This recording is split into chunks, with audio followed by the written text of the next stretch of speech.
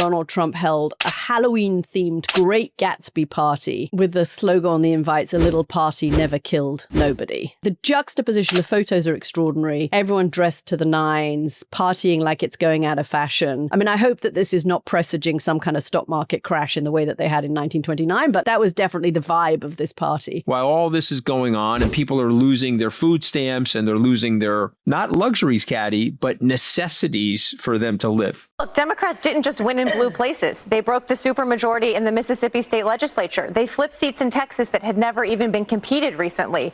They, in parts of Virginia that are deep red, the average, I think, was 6 points towards Abigail Spanberger. In New Jersey, Mikey Sherrill got a bigger margin than Governor Murphy did a couple years ago. So it's not just that we won in blue places. Democrats won all over the country.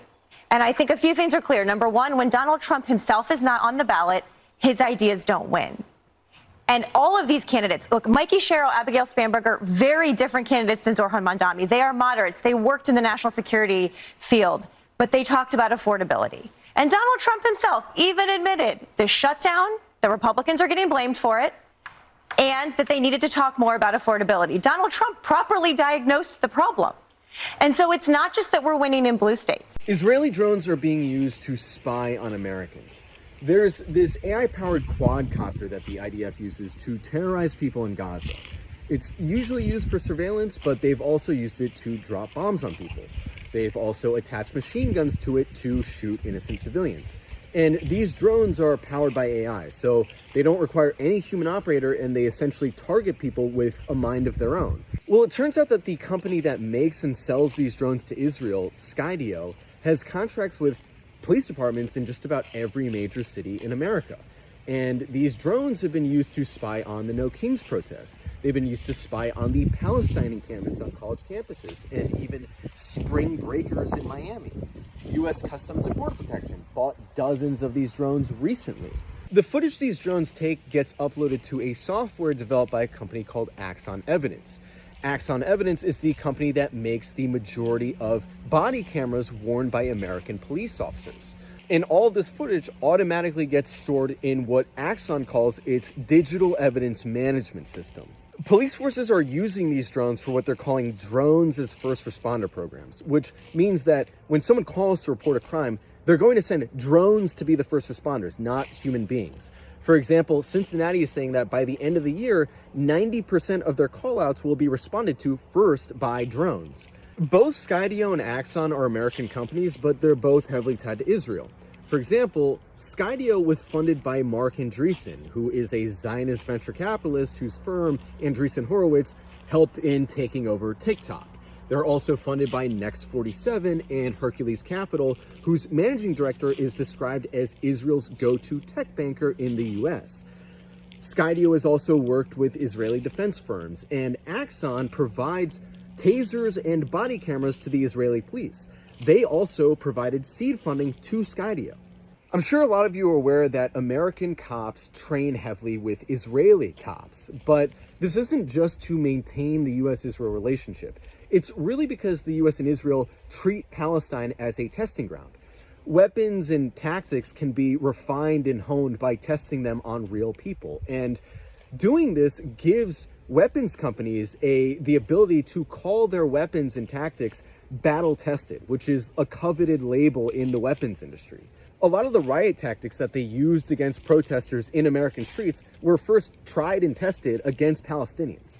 With Donald Trump sending troops to American cities and promising to crack down on Antifa, you can bet that these drones will be used to surveil and identify protesters and build legal cases against them. It's disappointing when you look at some of those polls about where people talk about socialism, even though if you ask the question, give me a country where socialism has worked, there's not an answer. And give me a city where it's really worked, there's not an answer. The very people who totally defended and provided cover for crony capitalism in America are now worried and shocked and chagrined that people are embracing socialism in the US.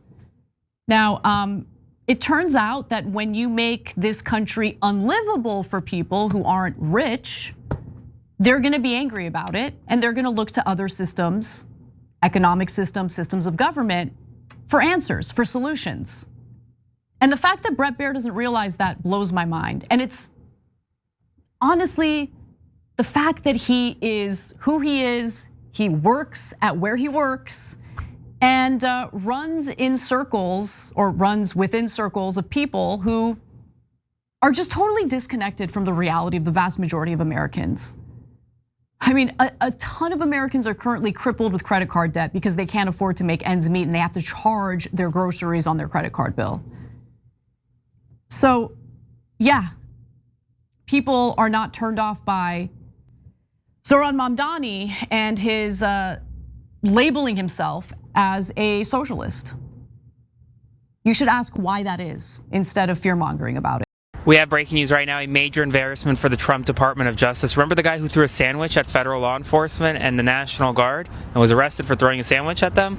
He was just acquitted by a DC jury. A complete repudiation of the Trump Department of Justice. Pretty stunning, honestly. Not surprising, but still stunning nonetheless, because this is a case that the Trump administration vigorously prosecuted. I mean, they took over a dozen federal agents and arrested this man at like midnight from his apartment in Washington, D.C. after he threw a Subway sandwich at a member of the National Guard several months ago when the deployment first began. And well, now he's been found not guilty of assaulting law enforcement, assaulting federal authorities. D.C. jury completely rebuked the Trump administration. Pretty stunning to see another day, another rebuke of this Trump Department of Justice. And you know who's really going to get a lot of flack for this? Jeanine Pirro, the U.S. Attorney for D.C. Spread the word. Full updates on my Substack, linked in bio. Subscribe for free. Follow along, stay updated on all the news that you need to know about. More to come soon.